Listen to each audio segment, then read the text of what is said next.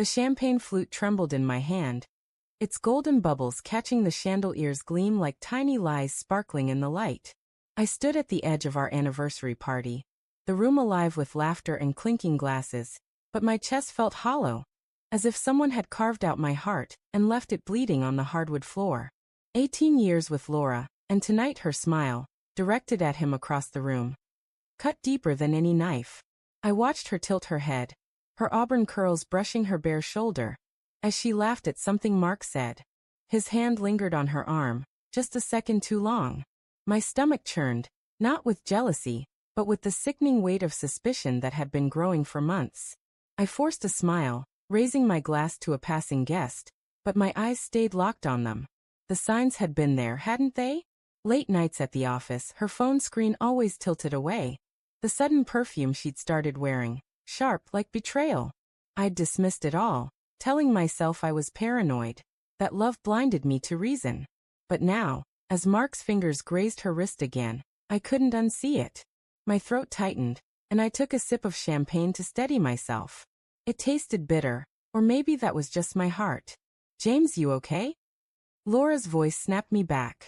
She stood beside me now, her green eyes searching mine, her smile a mask I no longer trusted. Her hand rested on my arm, warm but foreign, like it belonged to someone else. "Fine," I said, my voice steady despite the storm inside. "Just taking it all in. 18 years, huh?" Her laugh was soft, but it didn't reach her eyes. "Feels like forever, doesn't it?" She raised her glass, the one she'd poured for me earlier, insisting I try her special mix. The liquid inside shimmered, and a prickle of unease crawled up my spine. Something was off, her insistence, the way she watched me now waiting. "To us," she said, clinking her glass against mine. Her gaze held mine, expectant, almost challenging. I hesitated, the weight of her stare pressing against my chest. The room spun slightly, the chatter fading into a dull hum. I glanced at Mark, now leaning against the bar, his eyes flickering toward us. My pulse quickened. "To us," I echoed, but I didn't drink. Instead, I set my glass on the table beside me, my fingers brushing hers as I reached for her flute. "Let's swap," I said, my tone light but my heart pounding. "Yours looks better." Her smile faltered, just for a fraction of a second, but it was enough. A crack in her facade, a flicker of panic. "Oh no, mine's nothing special," she said, her voice too quick. She reached for her glass, but I'd already lifted it to my lips. "Cheers," I said and drank deeply. Her eyes widened, her breath catching, and in that moment I knew. The champagne burned going down, not with alcohol but with something else, something wrong. My vision blurred at the edges, and a cold sweat broke across my skin. She'd done it. She'd spiked my drink. "James." Her voice was sharp now, laced with fear. She grabbed my arm, her nails digging into my skin. "Are you okay?"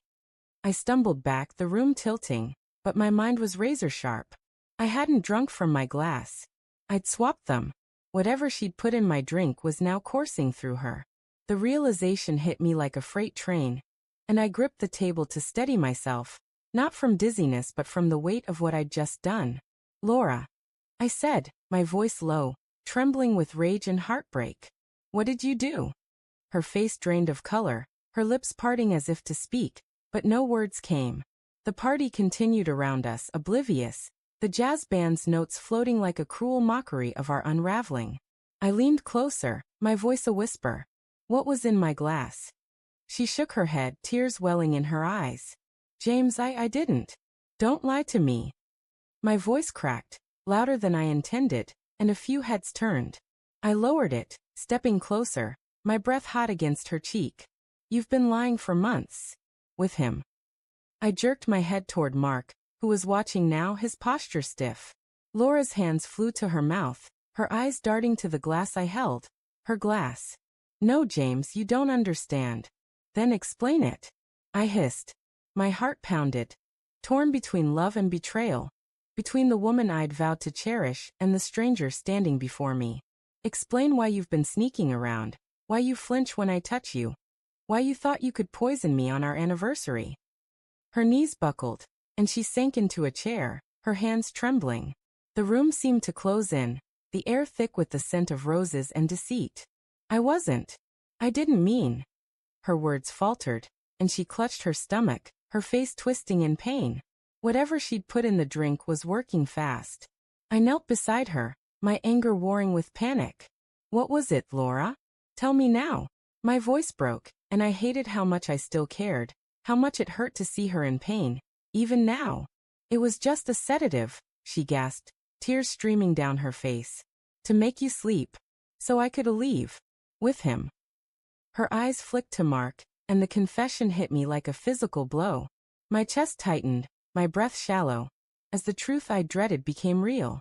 Leave. I whispered, my voice raw. After everything? After 18 years. I'm sorry, she sobbed, her body shaking. I didn't want to hurt you. I don't love you anymore. The words shattered me, each syllable a shard of glass in my heart. I stood, my legs unsteady, and looked at her, really looked. The woman I'd built a life with, the one I'd laughed with, fought with, loved with every fiber of my being, was gone. In her place was someone I didn't recognize. Someone who'd planned to drug me and slip away with another man. Mark approached, his face pale, his hands raised as if to calm me. James, let's talk. Stay away. I growled, my fists clenching. The room spun. Not from any drug but from the weight of betrayal. I turned back to Laura, who was clutching the table, her breath shallow. The sedative was strong, too strong, and a new fear gripped me. What if it wasn't just a sedative? What if she'd miscalculated? I grabbed my phone, my fingers shaking as I dialed 911. My wife, she's been poisoned, I said, my voice hollow. I didn't mention I'd swapped the glasses. I couldn't. Not yet.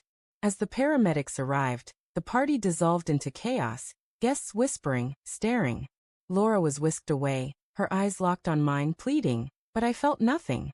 No, that was a lie. I felt everything, rage, grief, love, guilt, all tangled together, choking me. Later, at the hospital, I sat alone in the waiting room, the sterile scent of antiseptic burning my nose. Laura would survive, they said. A mild sedative, not lethal, but enough to knock her out. I stared at my hands, the hands that had swapped the glasses, and wondered who I'd become. I'd wanted her to feel the betrayal, to face the consequences of her lies. But now, as the adrenaline faded, I was left with the wreckage of our marriage and the chilling truth. I'd crossed a line I could never uncross. The doctor emerged, his expression grim. She's asking for you, he said. I stood, my heart heavy, knowing this moment would define us forever. As I walked toward her room, I realized the real revenge wasn't in the swap. It was in letting her live with the truth of what she'd done, and what I'd become because of it.